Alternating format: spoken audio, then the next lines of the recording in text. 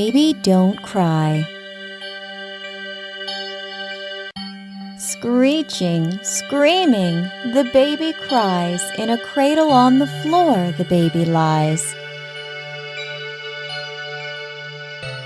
Mommy sings him nice lullabies, but the baby still has tears in his eyes.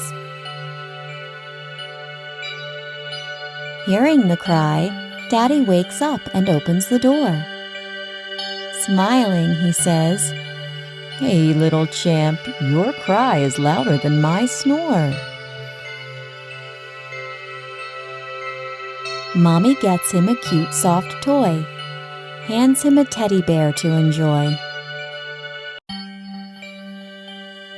But the baby doesn't cease to cry, be it Daddy, be it Teddy, or a nice lullaby.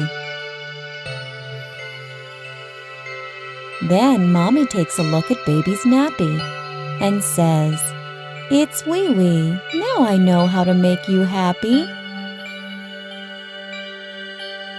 Let's change your nappy. Oh, don't be shy. Dry and soft, the new nappy won't make you cry." Once Mommy is done with the chore, baby smiles, sleeps, and cries no more.